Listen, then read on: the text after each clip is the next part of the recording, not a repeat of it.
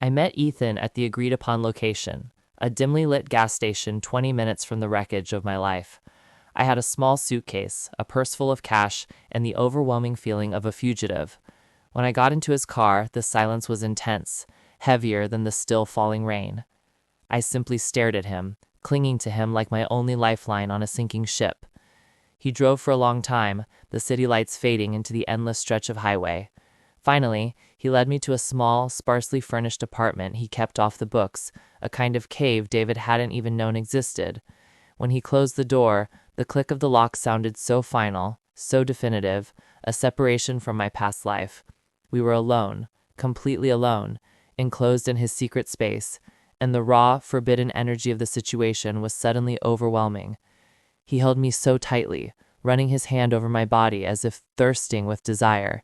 He immediately flipped me over, grabbing my hair, biting my neck gently, driving me into a deep ecstasy, and surrendering my body to him. Our shared sanctuary was toxic. Every moment we shared was a pang of guilt directed at my husband. Ethan was providing me with more than shelter. He was providing me with the feeling of being wanted again, of feeling alive, an escape from the suffocating lie of my marriage. He made a promise right then and there. He would protect me and find a way to expose his father and get David out of trouble. But as I tried to sleep on his small couch, I noticed something strange hidden on a high shelf. A worn, leather-bound diary, and the pages were filled with David's handwriting. I remember the exact moment it happened. It wasn't a spark or a sudden realization. It was a slow, terrifying thaw in a part of my heart I thought was frozen for David, my stable, devoted husband. We were at a family barbecue, the air thick with the smell of smoke and the sound of laughter. I was watching David's younger brother Ethan from across the crowded backyard, and a simple thought sent a shockwave through me. I was in love with him. It was a feeling so profound and utterly wrong that it made the world tilt. David was everything a woman could ask for: reliable, kind, and a pillar of our small community. Ethan, however, was the sun. He was unpredictable, passionate, and carried a dangerous sense of freedom that David had long replaced with routine. He was the secret hunger that married life had suppressed. And suddenly, that hunger felt impossible to ignore, like a siren call I couldn't resist. The first 6 months were a private hell of forced normalcy. I would avoid eye contact, speak in rushed sentences, and count the minutes until Ethan left the room. But he was always there. His presence was an anchor in my mind. The worst part wasn't the attraction itself, but the chilling realization that my careful, constructed life with David was a beautiful lie built on a foundation of sand. I started measuring my days not by my husband's arrival home, but by Ethan's fleeting visits. One rainy Tuesday, David asked me to drop off a contract at Ethan's design studio, a favor I couldn't easily refuse. My heart hammered against my ribs the entire drive, fueled by a mixture of excitement and sheer panic. When he opened the door, his hair was wet, his t-shirt clinging to his shoulders, and the casual intimacy of the moment jolted me to my core. We stood there, the only sound the drumming of rain on the glass. We spoke for barely 5 minutes about the papers, but the air between us was electric, charged with unspoken confessions. He didn't look away, and for the first time, I felt like he wasn't just seeing me, he was seeing the secrets I was desperately trying to hide. His eyes held a depth that mirrored my own turmoil, and I knew, with sickening certainty, that he felt it too. I rushed out of the studio, the signed contract a worthless piece of paper in my trembling hand. That night, lying next to my unsuspecting husband, the guilt was a physical weight on my chest. I had crossed an invisible line, not with an action, but with a shared silent acknowledgement. The worst part was knowing I didn't regret it. I only feared it. I kept going over the look in his eyes, searching for a sign, any sign of what he was planning. But what he wanted, truly wanted, was a question that would soon tear my world apart. The day after my frantic escape from the studio, I received a text message. It wasn't from David, who was busy with a new project at work. It was from Ethan. It was completely impersonal, just a professional question about the contract, but tucked in the middle was a single, devastating emoji, a simple, knowing smirk. That tiny image was enough to confirm every dangerous suspicion I had harbored, and it felt like a secret handshake sealing our conspiracy. My blood ran cold, realizing the boundary had been erased by a single tap on a screen. The game changed immediately. The silent acknowledgement was now a tangible thread connecting us, and it had a profound impact on my interactions with David. I started to overcompensate, being overly affectionate and attentive to my husband, trying to smother the growing guilt with manufactured devotion. David, oblivious as ever, simply soaked up the attention, which only made me feel exponentially worse. It was a vicious cycle of lies, and the shame was starting to erode my sense of self-worth. A few days later, Ethan showed up unannounced at our house, claiming he needed to borrow a specialized tool from David's garage. David was out running errands, a fact I knew perfectly well when I let him in. We stood in the dimly lit hallway, the air thick with the memory of the tension from the studio, and for the first time, he broke the silence.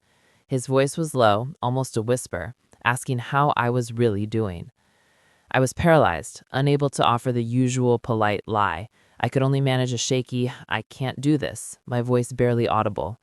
His expression didn't change. There was no panic, only a deep, penetrating sadness in his eyes. He didn't move toward me, didn't argue. He simply leaned against the wall and looked at the wedding photo hanging above my head. The moment was drawn out and painful, every second stretching into an eternity of regret and desire. "I know," he finally murmured, his gaze still fixed on the picture of David and me smiling. "But you're the one who started it." His words were a physical blow. They shifted the entire blame, forcing me to confront my own active role in this forbidden mess. He wasn't the sole tempter. I had opened the door, and now he was simply standing in the frame. The sheer audacity of his honesty was both infuriating and undeniably attractive. He walked away a second later, retrieving the tool and leaving without another word, leaving me alone with that brutal truth. I sank onto the staircase, my composure shattered, the heavy realization that this wasn't just a fantasy, this was a mutual, terrifying reality. My entire future was now hanging by a thread, and I knew for certain that this was only the beginning of the end. But I never expected the first real secret to involve David's business. The tension following Ethan's visit was unbearable. It felt like walking on a pane of glass every time the phone rang. I was constantly checking my reflection, terrified that the betrayal was now permanently etched onto my face. 2 days after Ethan's cryptic remark, I was cleaning David's home office, a task he usually kept private, and my attention snagged on a discarded notepad. It was open to a page with hastily scribbled numbers and an unfamiliar company name that sent a chill down my spine. The company name was Phoenix Rising, and the numbers next to it were far too large for a standard project bid. David was an architect who dealt in homes, not multi-million-dollar corporate ventures. My curiosity immediately turned to cold dread, and I knew instinctively that this wasn't an innocent professional anomaly. I quickly took a photo of the note with my phone, tucking the memory of the scribbled figures deep into my mind, hoping I was simply overreacting to a professional anomaly.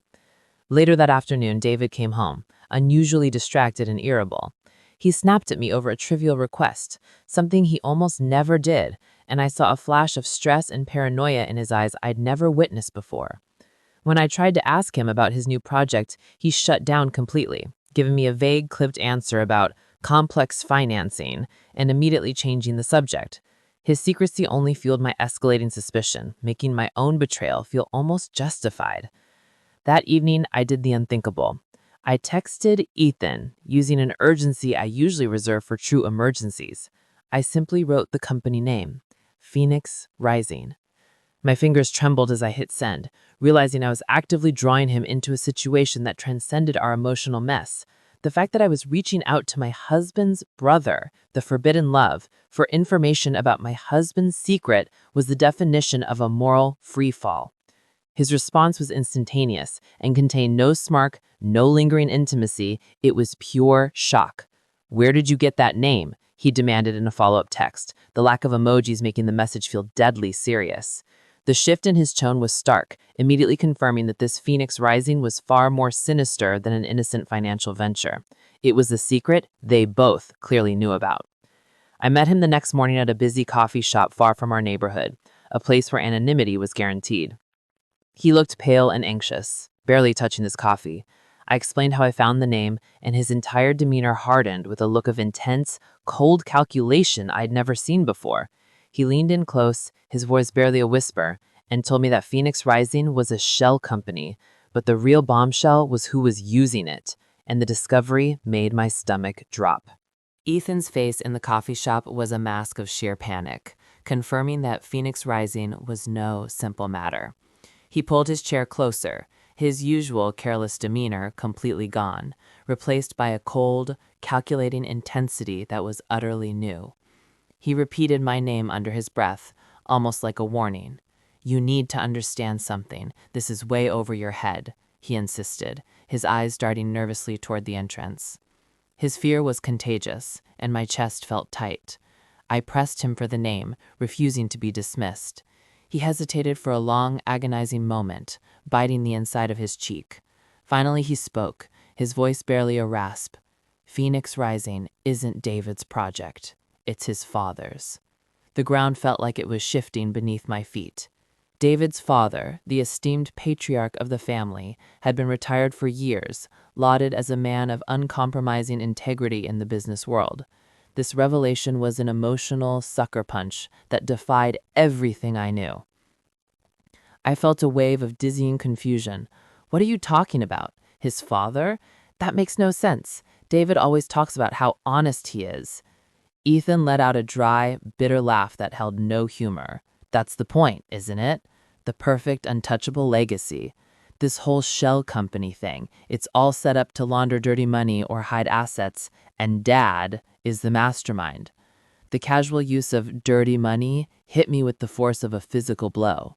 Suddenly, David's recent stress, his secrecy, and his sudden anger all snapped into sickening focus. He wasn't the lead criminal, he was simply involved in his father's scheme. This wasn't just a financial conspiracy anymore, it was a devastating family secret that implicated the man I had pledged my life to. My affair with Ethan was a breach of trust, but this was a breach of law, and the gravity of the situation completely overshadowed my own moral failings. The truth was a heavy weight, and I realized I was trapped in a family built on a deep, toxic lie. Ethan, the one person I should hate as much as I loved, was now the only one who truly understood the depth of the deception. He was the sole living link to sanity in this twisted, high-stakes game. He was no longer just a forbidden lover, he was my involuntary confidant, the keeper of a terrible, shared knowledge. He told me I had to erase the evidence, to forget the name, and to never speak of it again, not even to him. But the conversation ended just as quickly as it began, leaving me with a terrifying new truth. I left the coffee shop feeling that my betrayal of David was just a ripple, and the secret I now shared with his brother was a tsunami that would soon crash down. But I needed to know the price Ethan had already paid for his silence. The secret about David's father was a massive concrete weight we now carried between us.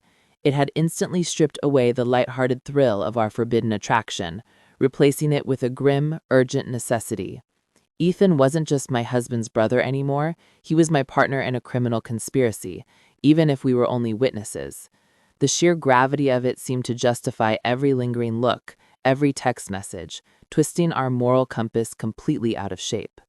I needed to know everything, not just to protect myself, but because the truth felt like the only currency left in my broken marriage.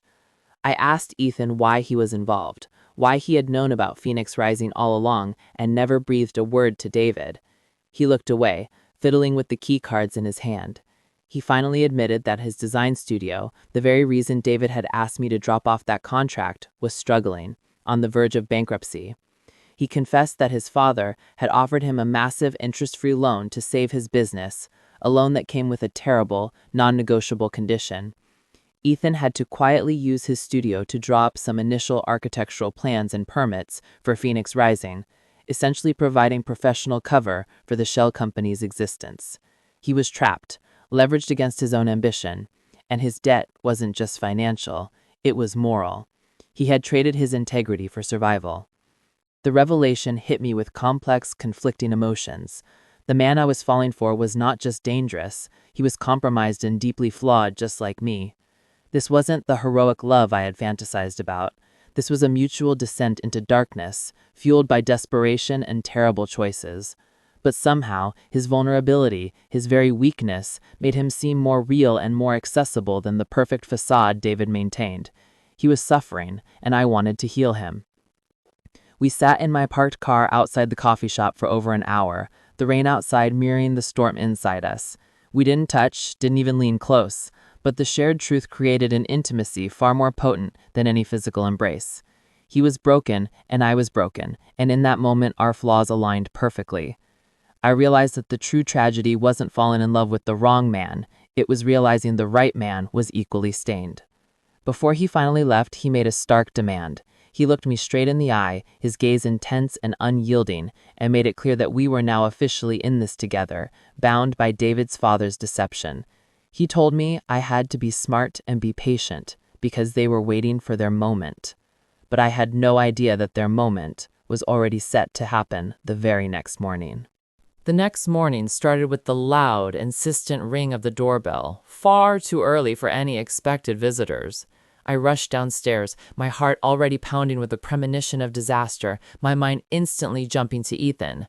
When I opened the door, it wasn't David's brother, but two men in ill-fitting suits, holding clipboards and wearing expressions of grim determination. They weren't police, but they introduced themselves as representatives of a local firm handling legal foreclosures, and their presence immediately felt sinister and absolute. They didn't waste any time with pleasantries. They informed me with cold corporate detachment that the property, our beautiful shared home, was now under a temporary lien and subject to immediate seizure due to unpaid, significant debts connected to a third-party investment. The third party, of course, was Phoenix Rising. My mind went blank with shock. How could David have let things get this far without saying a single word to me? I tried to argue, to show them mortgage documents, but they simply handed me a thick stack of legal papers.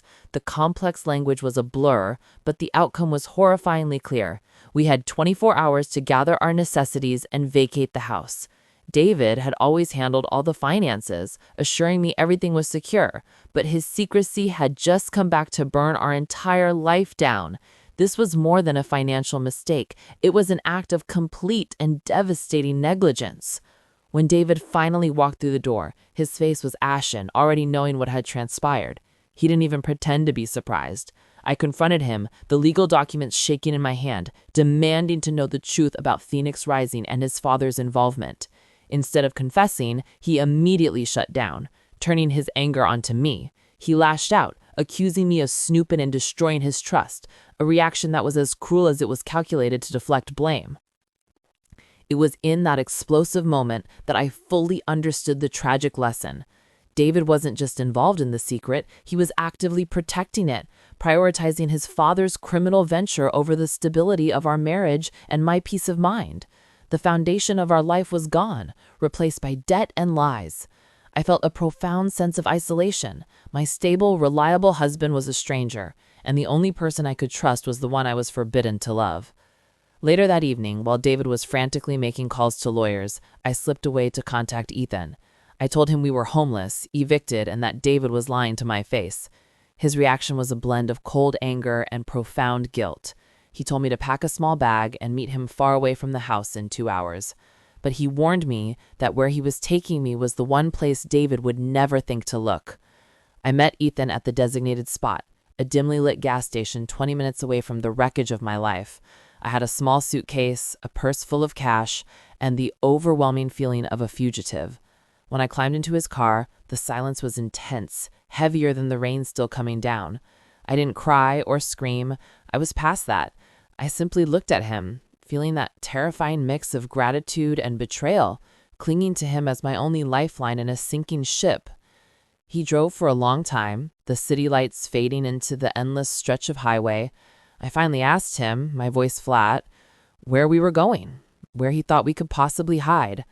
He glanced at me, his face illuminated by the passing headlights, and told me he had a small, barely furnished apartment he kept off the books, a kind of man cave he used for quiet time. It was a place David didn't even know existed, and the thought of stepping into his hidden world made my pulse race. When we arrived, the place was modest, messy, and intensely his. It was the complete opposite of the manicured perfection of my life with David, and the contrast was stunning. As he shut the door, the click of the lock sounded so definitive, so final, a separation from my past life. We were alone, completely alone, enclosed in his secret space, and the raw, forbidden energy of the situation was suddenly overwhelming. The sheer audacity of our location was a punch to the gut.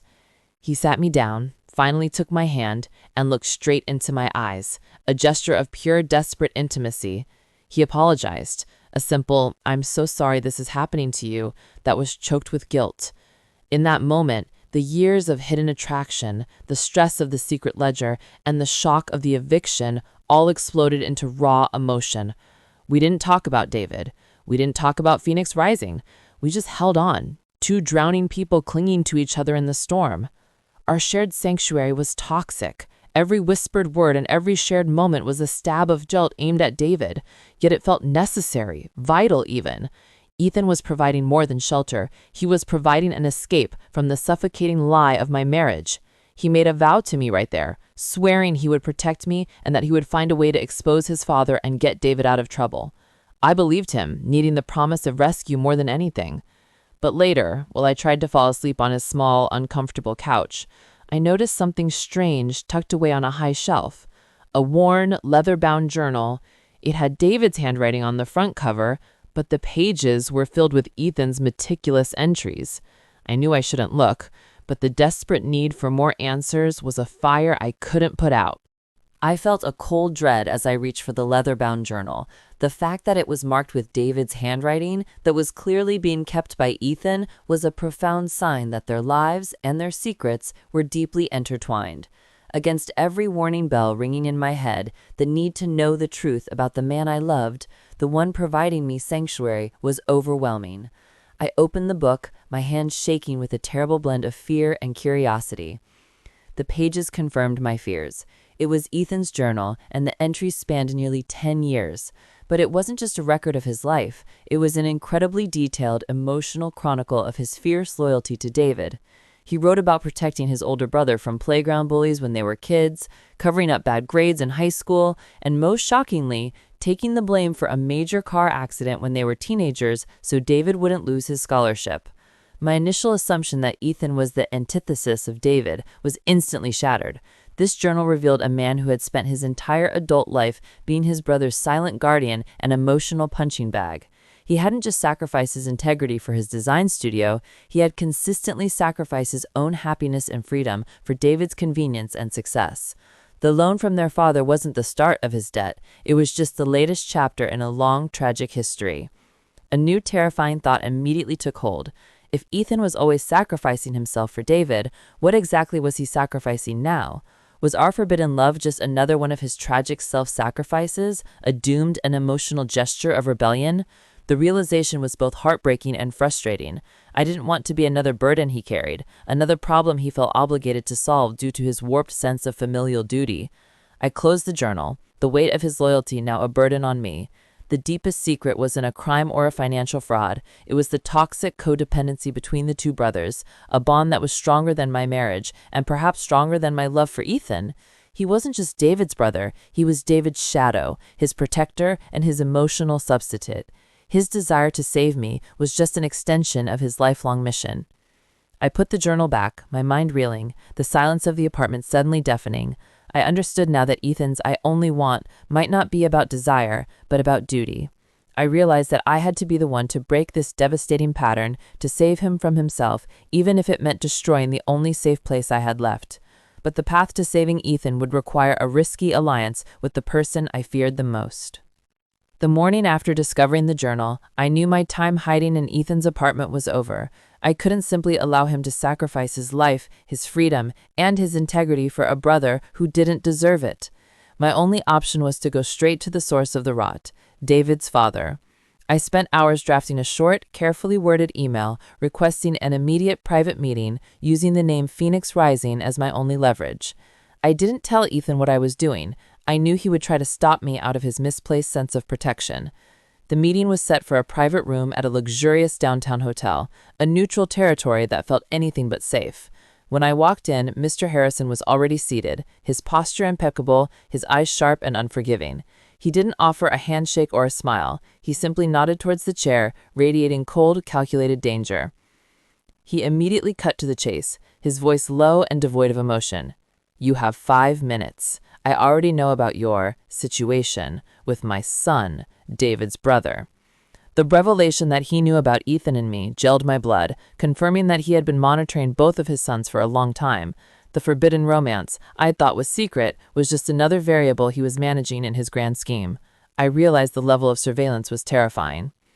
Ignoring the jibe, I laid out my terms. I told him I knew about Phoenix Rising, the shell company, and the fact that David was being used as a pawn.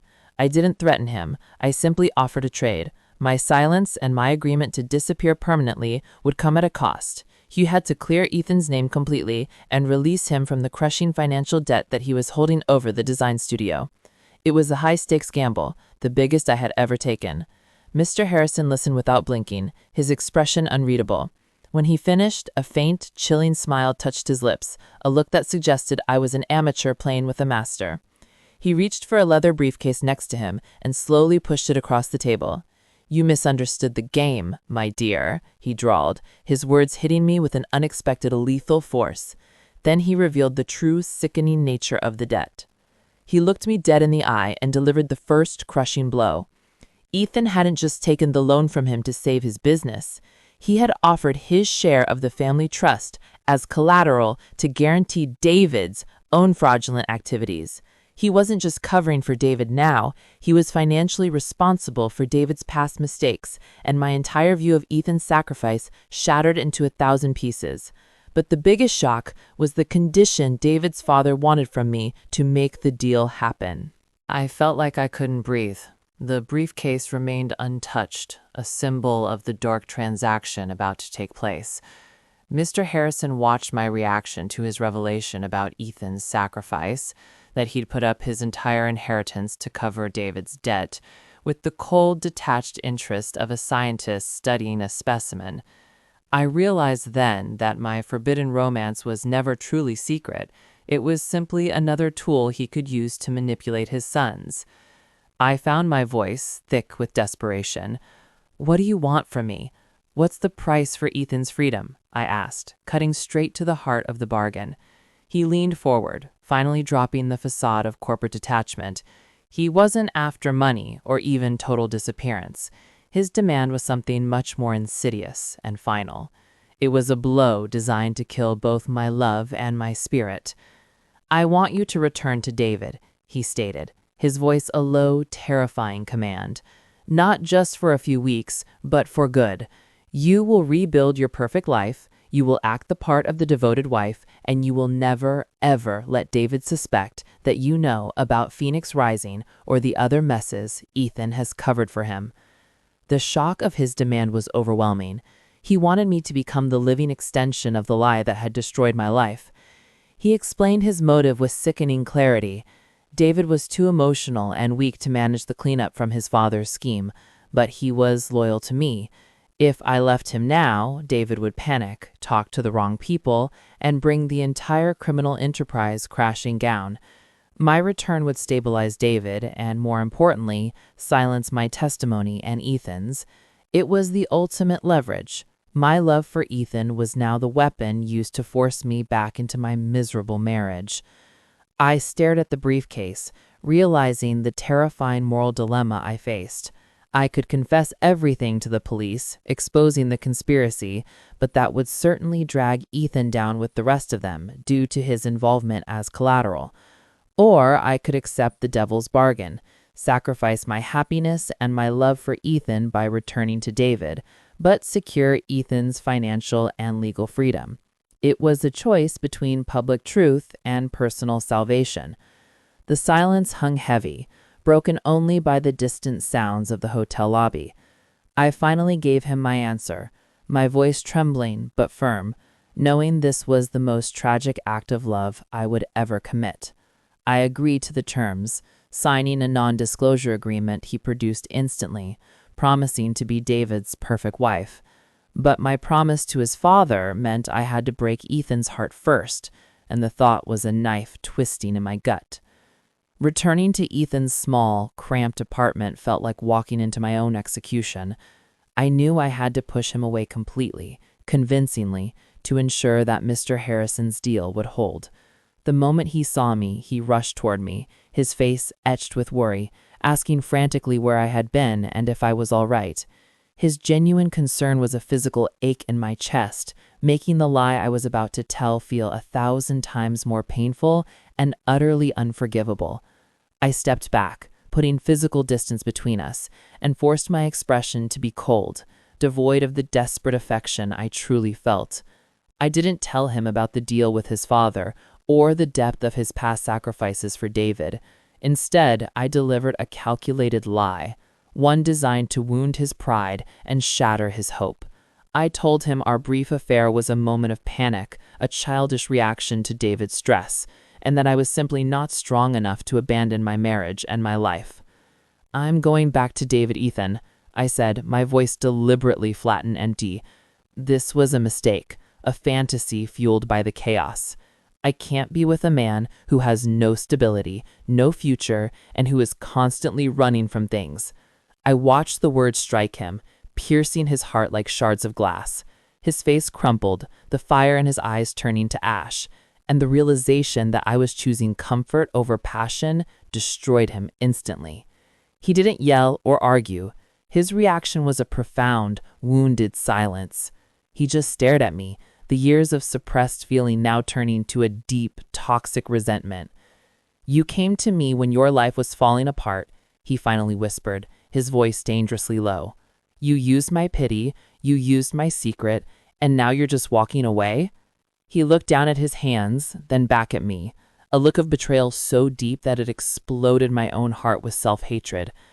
I had to be cruel to be kind. I knew the more hate he felt for me, the safer he would be from our father-in-law's machinations. I grabbed my small suitcase, walking toward the door, never looking back. I told him he should be grateful. His father had decided to forgive his debts and was wiping the slate clean, a move that should guarantee his freedom. I made sure he understood that his newfound freedom was a gift, paid for by the loss of me.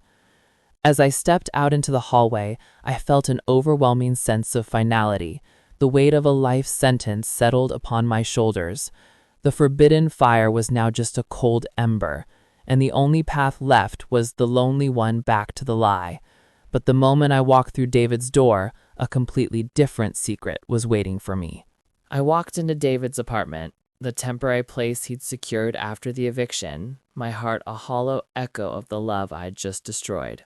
The guilt of crushing Ethan's spirit was a bitter taste I knew would never leave me. I found David sitting in the dark living room, not surrounded by legal papers or panic, but staring intently at his phone, his face pale and unusually composed. I braced myself for a dramatic confrontation, ready to resume my role as the devoted, stabilizing wife. But the confrontation never came.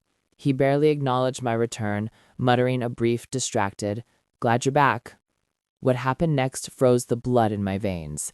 As he stood up, a small laminated photo slipped out of his jacket pocket and landed face up on the hardwood floor. It wasn't a picture of me, or of our wedding. It was the recent photograph of David, smiling, standing next to a beautiful woman and a little boy, no older than 5. The woman was clearly pregnant in the photo, and she was wearing a simple gold band on her left hand that exactly matched a ring David wore on his other finger. My eyes darted from the photo to his hand, then back to the woman. The shock was instantaneous and paralyzing. This wasn't just a mistress. This was his second family. He hadn't been frantic about the eviction because of our marriage. He had another home to go to, another life to protect. The truth exploded in my mind. David's financial distress, the complexity of Phoenix Rising, and his need for constant secrecy weren't just about his father's illegal activities. They were necessary to maintain 2 separate households. I finally understood why David's father had been so insistent on my return, to keep me quiet, not just about the money, but about the very existence of David's secret family, which would cause an even bigger scandal. I finally looked up at David, the realization of his deep, decade-long betrayal washing over me like a wave of nausea. My sacrifice, destroying my love for Ethan to save David's stability, had been for nothing. David wasn't just a victim of his father, he was a master manipulator, and I had been a complete fool to fall for his performance. The truth was worse than the eviction, worse than the crime. He watched my face, seeing the moment I put the pieces together, and his composure finally broke. His face was a mask of fear, knowing the full extent of his deception was finally exposed. He knew I had him cornered. But before I could even open my mouth to scream, the door burst open and an unexpected messenger delivered a terrifying warning. The door slammed open, startling both me and David out of our paralyzed silence. It wasn't the police, or even Mr. Harrison. It was a rough-looking man in a cheap leather jacket, someone I'd never seen before, and he looked terrified. He ignored David completely, his eyes locked onto me, recognizing me instantly from photos he'd clearly seen. The sight of the man in our temporary living room, holding a grim, desperate expression, made the hair stand up on the back of my neck. "You need to leave. Now," the man hissed, his voice hoarse with urgency. He quickly slammed a small burner phone on the table, then vanished as quickly as he arrived, leaving the strange device pulsating with an unseen threat. David rushed forward, his face a sickening mix of rage and terror, demanding to know who the man was. But I was already picking up the phone, driven by a primal need to understand the new danger that had just crashed into my life. A single chilling text message was on the screen, a message clearly meant for me and not David. "The other wife knows about Phoenix Rising. She thinks David is leaving her for you. She's going to the authorities if you don't disappear by dawn." The message immediately confirmed that David's secret family was directly connected to the criminal scheme. The other wife was obviously the financial partner in the shell company, and she saw me as the primary threat. The revelation was a series of rapid-fire shocks. Not only did David have a secret wife, but that woman was directly involved in his father's scheme, likely the real money handler. My return to David hadn't stabilized the situation, it had actually ignited the conflict. My desperate sacrifice to Mr. Harrison was now utterly pointless, and the terms of our bargain were immediately rendered obsolete.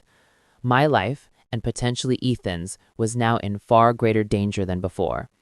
I turned on David, the two-faced nature of his betrayal finally pushing me past the point of guilt.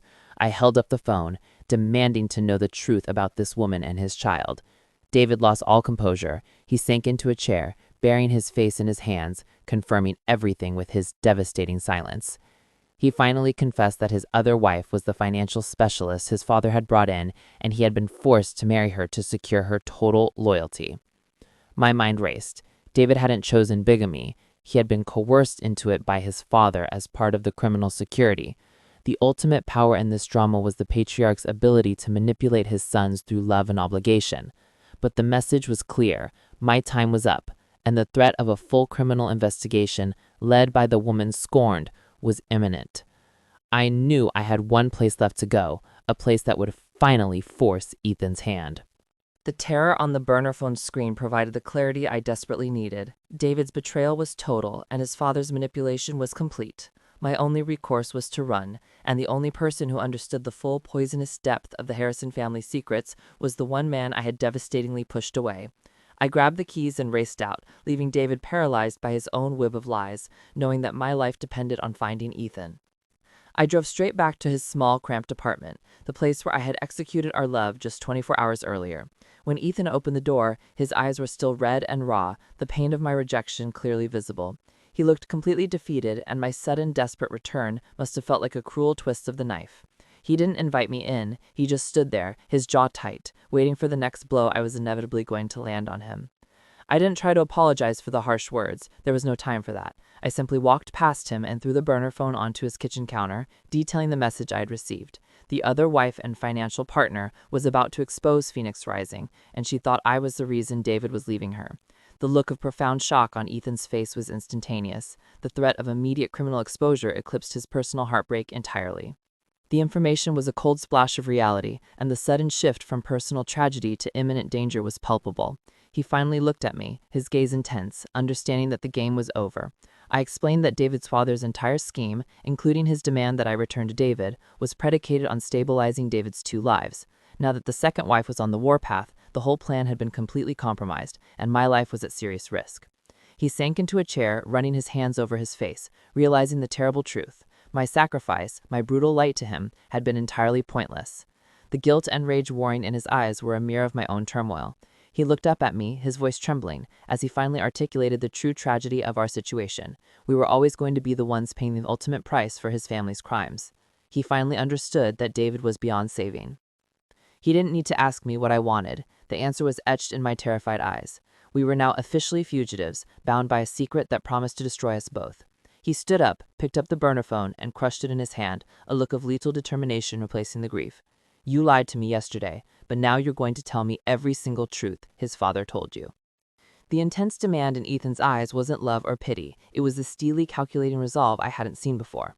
I didn't hold back. I told him everything. I detailed Mr. Harrison's chilling ultimatum, the requirement that I go back to David to stabilize the crisis, and the devastating truth about Ethan's own collateral, his entire family inheritance, securing David's past financial messes.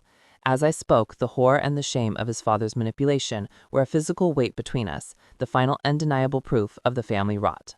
When he finished, the silence was agonizing, broken only by his ragged breathing. He stood up and paced the small room, his mind clearly working at a furious, dangerous pace. He stopped abruptly, looking not at me, but through me, at some distant, terrible memory. He finally confessed that his debt to David's father wasn't just financial. Years ago, their father had used his legal connections to clean up a hit-and-run David committed, a crime Ethan was forced to take the blame for, creating the lifelong emotional debt. My blood ran cold. The car accident mentioned in the journal wasn't just a cover-up for a speeding ticket. It was a grave moral crime. This was the ultimate sacrifice Ethan had made, and it fully explained why he was David's eternal shadow. It was the deepest layer of the conspiracy, the moral anchor that gave David's father absolute power over both his sons. My love for him suddenly felt insignificant compared to the decade of lies he had been forced to live. Then his eyes finally met mine, and the moment I had been anticipating since Chapter 1 arrived. I looked at him, terrified, and repeated the question from the title, a question that was now about survival, not just romance. "Ethan, what do you want? What do you truly want now that everything has collapsed?" He didn't hesitate, and his answer was the shocking conclusion to the mystery, a definitive break from his past of self-sacrifice. "I fell in love with my husband's brother. He just wants—" The forbidden man looked at me, no longer seeing his brother's wife, but his partner in the fire. He finally said the words that shattered the family dynamic forever. "I want to burn it all down." He didn't want the inheritance, he didn't want to run away, and he certainly didn't want to save David. He wanted to use the evidence, his own painful history, and the truth about David's crimes to expose his father and wipe the entire toxic slate clean, even if it meant risking years in prison. His true desire is justice, a desperate need to reclaim his life and his integrity, and he wanted me to stand with him, side by side, in the ultimate fight against his family. The decision was terrifying: join him in a public life-ruining crusade or save myself. But his next words revealed that the final, most important piece of evidence was already in his possession. Ethan's declaration, "I want to burn it all down," hung in the air, a shocking promise of ruin and redemption. He wasn't the man I fell in love with. He was better, harder, a true tragic hero finally breaking free of his chains. I agreed instantly to join him. I didn't care about the risk. The thought of helping him achieve justice felt like the only way to atone for the guilt of the past year. But we needed undeniable proof that implicated David and his father beyond any doubt. I asked him what evidence you could possibly have that Mr. Harrison hadn't already destroyed.